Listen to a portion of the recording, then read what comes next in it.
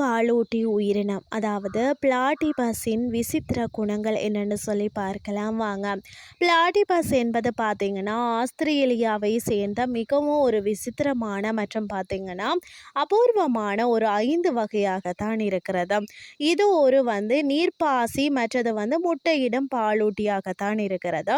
விசித்திரமான இதன் தனித்தன்மைகள் குறித்து நாம் இன்றைக்கு பார்க்கலாம். அதாவது பார்த்தீங்கன்னு சொன்னால் பிளாட்டிபஸின் தலை பார்த்தீங்கன்னா வாத்து போலவும் உடல் ஒட்டகம் போலவும் வால் பீவர் போலவும் இருக்கும். இது நீண்ட சிறந்த ஒரு திறமை கொண்டதாக இருக்கிறது. தடிமனான மற்றது நீர் புகாத தோல் அமைப்பு இருக்கிறதா. அது மட்டும் இல்லாமல் பிளாட்டிபஸ் மிக சில பாலூட்டிகளில் ஒன்றாக இருக்கிறது. முட்டையிடும் தன்மையுடன் இது ஒரு மலை கிராம் வகையை சேர்ந்ததாக சொல்லப்படுகிறது. உலகிலேயே உள்ள 3 வகை முட்டையிடும் பாலூட்டிகளில் இதுவும் ஒன்று. கழிவுகள், பிரசவம் மற்றும் இனப்பெருக்கம் நடக்க ஒரே ஒரு துளை உள்ளது. இதுவே மனோ ஒன்றே ஒன்று என்ற பொருள்ல மனோட்ரிமி எனப்படுகிறது. பாலூட்டி என்றாலும் தாய்ப்பால் கொடுக்கும். ஆனால் இதற்கு நிபில் இல்லாமல் தோல் வழியாகத்தான் பால் வெளியேறும் என்று சொல்லப்படுகிறது. ஆண் பிளாட்டிபஸின் பின்காலில் ஒரு முள் இருக்கும். இது ஒரு வகை விஷம் வெளியிடும். இது மனிதர்களுக்கு மிகவும் பாதிப்பை ஏற்படுத்தக்கூடுமாம்.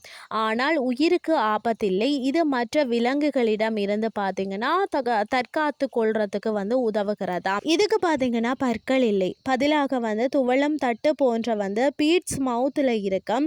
அவற்றால் உணவை அரைப்பது போன்று செய்கிறதா. அதன் துதித கால் பார்த்தீங்கன்னா அதன் மூலம்தான் நீரில் உள்ள மற்ற உயிரினங்களின் மின் அலைகளை உணர முடியுமா. மூக்கில் உள்ள சென்சார்கள் மூலம் தண்ணீருக்குள்ள இருக்கும் நீண்ட அலைகளை உணர முடியுமா.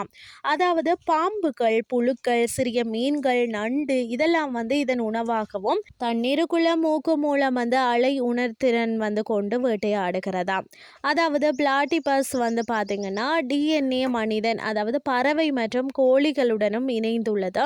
இது பார்த்தீங்கன்னா எவோல்யூஷனின் மிகவும் முக்கியமான ஒரு சான்றாக கருதப்படுகிறது.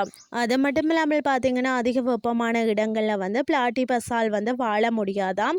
மிதமான ஒரு குளிர்ந்த சூழ்நிலையில் மற்றது அதிக ஈரப்பதம் உள்ள பகுதிகளில் தான் இவை வாழக்கூடியதாம்னு சொல்லப்படுகிறது. அது மட்டும் இல்லாமல் பிளாட்டிபஸ் வாழும் சூழ்நிலை அவற்றின் வாழ்க்கை முறைக்கும் இனப்பெருக்கத்திற்கும் முக்கிய பங்கு வகிக்கிறது. இது குறைந்தது வருவது பிளாட்டிபஸ் இனத்திற்கு பெரிய அச்சுறுத்தலாக இருக்கிறது. பிளாட்டிபஸ் ஒரு அற்புதமான உயிரினம். பல விஞ்ஞானிகளும் இன்னும் ஆச்சரியப்படுத்துகிறதுன்னு தான் சொல்லணும். இன்றைய கிறிஸ்டி உங்களுக்கு பிரயோசனமாக அமைஞ்சிருக்கும்னு சொல்லி நான் நம்புறேன். இதே மாதிரி இன்னும் ஒரு மற்றும் ஒரு கிறிஸ்டின் வயலாக உங்களை சந்திக்கிறேன். நன்றி.